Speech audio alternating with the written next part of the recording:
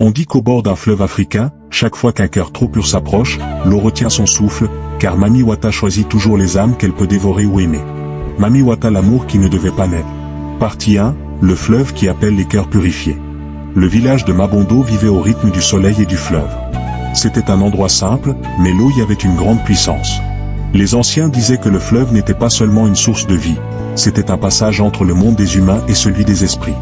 Parmi les habitants vivait Kadior, un jeune homme respecté pour sa gentillesse, son courage et sa façon de toujours aider les autres sans rien attendre en retour. Il n'était pas le plus fort, ni le plus riche, mais il avait quelque chose que les autres n'avaient pas, un cœur libre de toute malice. Depuis son enfance, Kadior ressentait un lien particulier avec l'eau. Quand il était triste, le fleuve le calmait.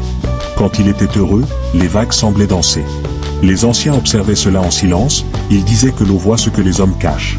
Un soir, alors que le soleil disparaissait derrière les arbres, Kadior partit pêcher comme à son habitude.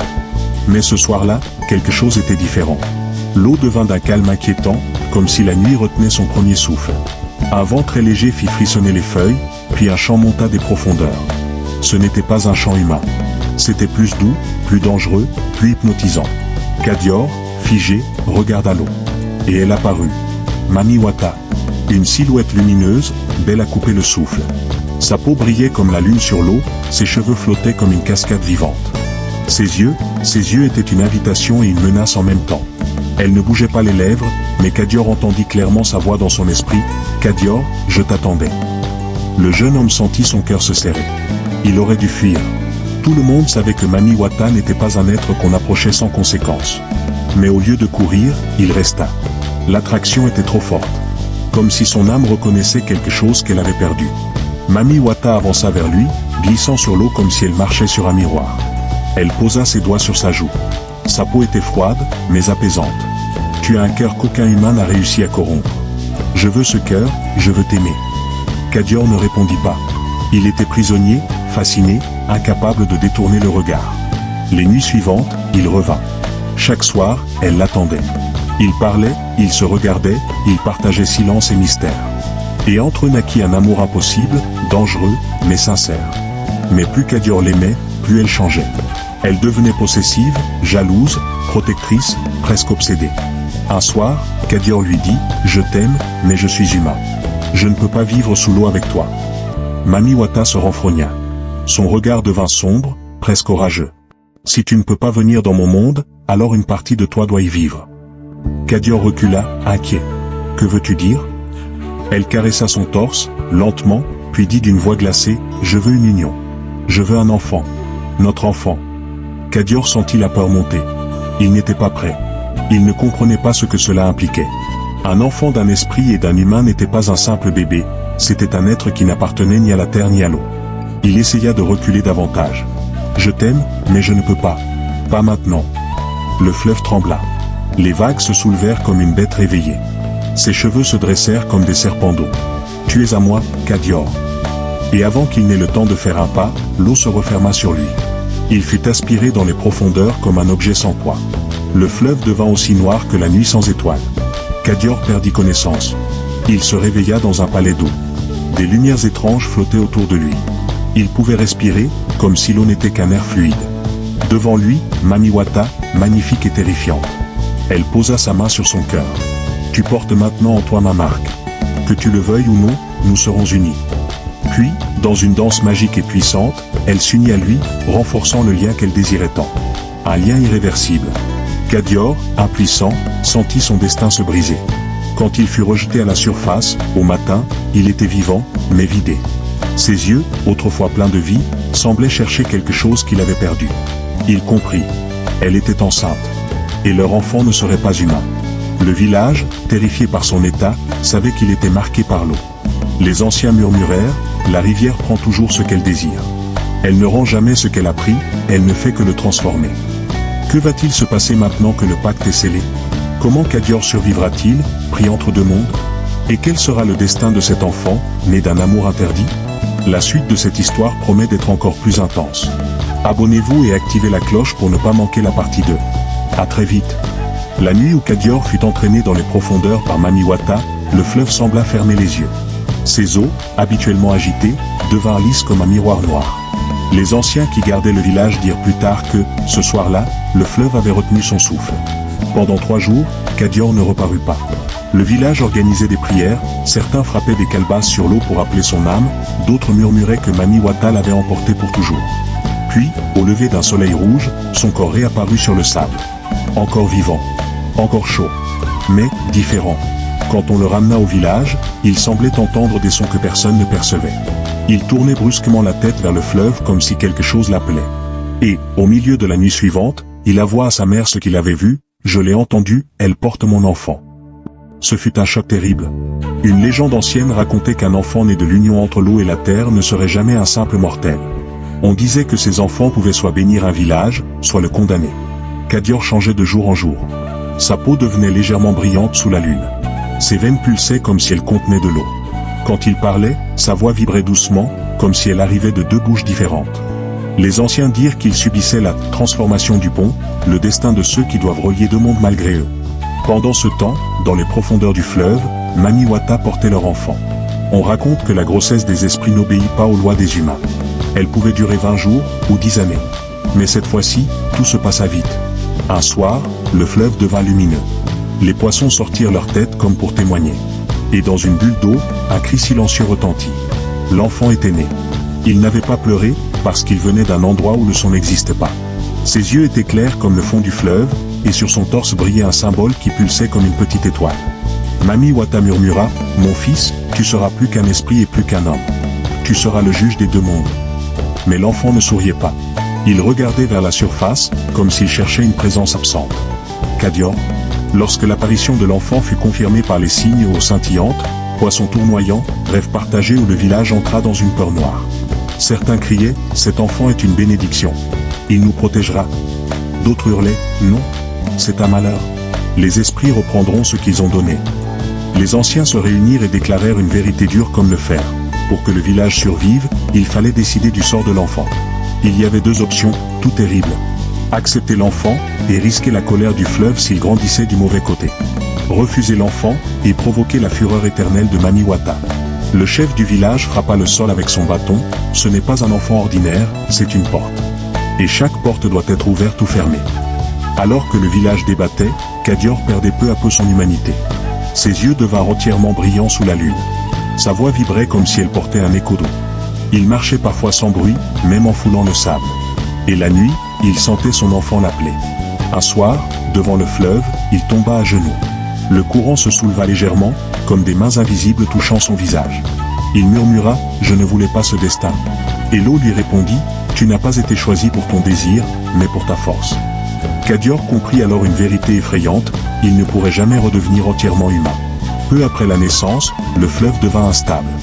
Des vagues nocturnes détruisaient les pirogues, les poissons fuyaient, les crocodiles devenaient agressifs. Les anciens conclurent que l'équilibre était brisé. Il fallait une compensation. Un soir, la prêtresse du village fit une révélation qui fit frémir tout le monde. Pour que la paix revienne, une seule personne doit descendre dans le fleuve et se livrer volontairement. Si ce lien n'est pas créé, l'enfant deviendra une menace pour les 2 mondes. Et elle regarda Kadior. Le village comprit que le choix impossible approchait. Et personne ne voulait emporter la responsabilité. Un soir où la lune était ronde comme un tambour, Mami Wata apparut dans le fleuve. Son regard n'avait plus la douceur du début. Elle tenait l'enfant dans ses bras. L'eau devint froide. Les torchers s'éteignirent.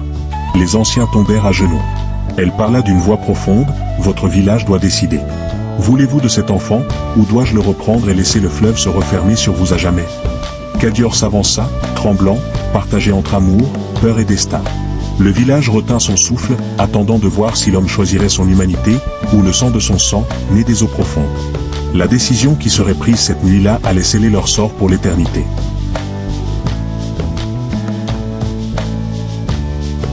La nuit où Mami Wata réapparut, tenant l'enfant des 2 mondes dans ses bras, le village tout entier sentit que l'histoire touchait à un point de rupture.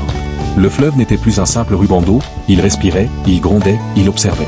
La lune, haute et immobile, semblait suspendue comme un jugement final. Kadior s'avança lentement. Sa transformation était désormais évidente. Son ombre ne suivait plus exactement ses mouvements. Ses pas ne laissaient pas d'empreinte. Et ses yeux brillaient comme 2 éclats d'eau vivante. À cet instant précis, tout le village comprit que l'homme qui avait disparu 3 jours sous le fleuve n'était jamais vraiment revenu. Les anciens, accroupis autour du feu, prirent la parole avec gravité. Le plus âgé, dont le visage était une carte de ride profonde, murmura « Cet enfant peut être un pont ». Un autre, plus jeune mais le regard tout aussi lourd, répondit « Ou un tremblement de terre ». La prêtresse, gardienne des traditions, frappa le sol de son bâton, faisant voler un nuage de poussière rouge. Sa voix coupa court au murmure, le fleuve réclame une décision. Aucun destin ne tolère la neutralité. Il faut choisir. Le silence se fit lourd, si lourd que même les grillons avaient peur de chanter.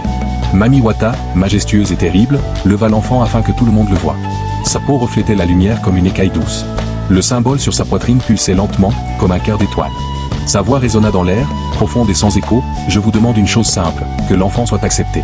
Qu'il ait un nom, qu'il ait une place, qu'il ait un père parmi les vivants. » Puis, elle tourna ses yeux vers Kadior, des yeux qui contenaient des millénaires d'attente. « Viens vers nous, rejoins ton enfant. Tu es entre deux mondes, mais tu ne peux pas rester dans les deux. » C'était le choix qu'il redoutait. Un choix sans retour. La proposition déchira le village. Les familles se divisèrent, les voix s'élevèrent, criant, suppliant, tremblant de peur ou de colère. Une partie du village hurlait, « Donnez-lui l'enfant. Le fleuve s'apaisera. » Mais d'autres, terrifiés, répondaient, « Non. Le village doit rester humain.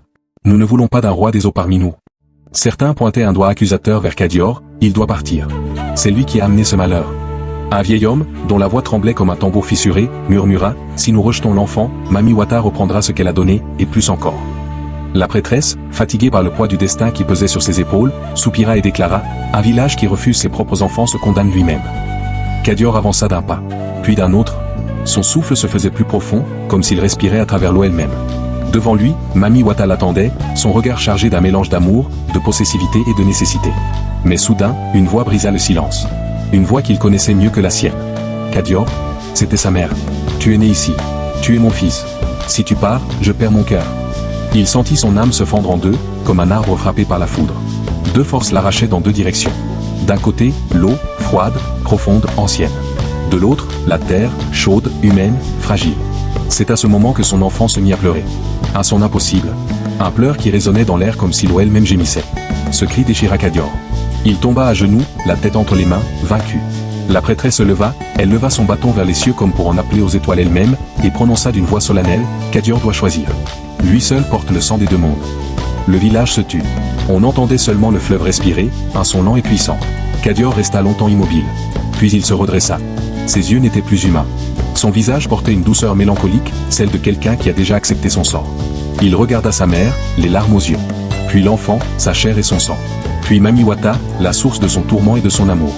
Enfin, il dit d'une voix qui vibrait comme un courant souterrain, « Je ne sauverai pas un monde en détruisant l'autre. » Il avança vers Mami Wata, posa une main tremblante sur la tête de son enfant, puis recula d'un pas. « Je ne peux pas vous abandonner, mais je ne peux pas vivre avec vous non plus. » Et dans un geste que personne, ni humain ni esprit, n'avait prévu, Kadior fit ce que nul n'avait jamais osé imaginer. Il ouvrit les bras, non pas vers sa famille, non pas vers Mami Wata, mais vers le fleuve. La surface de l'eau se souleva comme un rideau liquide. Ses pieds quittèrent le sol. Une lumière bleue et aveuglante jaillit de son corps. Il cria, une dernière fois, une voix qui n'appartenait plus ni à la terre ni à l'eau, « Si je dois être un pont, alors je le serai seul. Je refuse que mon destin détruise un village ou un fleuve. Je me donne, entièrement. » Et il plongea. Pas pour rejoindre Mami Wata. Pas pour disparaître. Mais pour se lier. Pour devenir le lien lui-même. Le fleuve devint une tempête gigantesque, les vagues s'élevaient jusqu'au ciel, puis tout s'apaisa d'un seul coup. Quand les eaux se calmèrent, Kadior n'était plus là. Personne ne l'a jamais revu. Ni sur terre. Ni dans les profondeurs. Mami Wata, bouleversée, comprit. Kadior avait pris un chemin interdit, celui du sacrifice du pont, un rituel ancien que même les esprits craignaient, où une âme se dissout pour unir deux réalités. Elle pleura silencieusement, tenant l'enfant contre elle. Puis elle dit au village, sa voix brisée, « Kadior vit, mais pas comme vous. Il est devenu le souffle du fleuve. Son âme veille sur vous et sur nous. » Puis elle disparut dans les eaux, laissant l'enfant derrière elle, sur la berge. La prêtresse s'approcha et ramassa le bébé. Il ne pleurait plus. Il fixait la lune avec les mêmes yeux brillants que son père. Le village hésita un instant. Puis une femme s'avança et dit, « Cet enfant n'a plus de mère des eaux. Son père est devenu le fleuve. Nous sommes maintenant sa famille. » Ainsi, l'enfant des deux mondes fut élevé parmi eux. Des années plus tard, on raconte qu'il devint un sage. Ni homme, ni esprit. Quelque chose entre les deux. Il enseignait à qui voulait l'entendre, la peur crée des frontières. Le courage crée des ponts. Kadior a choisi pour nous tous. Et maintenant, le fleuve et le village partagent le même cœur. Et toi qui écoutes cette histoire, quel choix aurais-tu fait si tu avais été Kadior ? Rester avec ton peuple, ou plonger pour sauver deux mondes au prix de ta propre vie ? Dis-moi honnêtement dans les commentaires. Merci de m'avoir écouté, et à très bientôt pour une nouvelle histoire.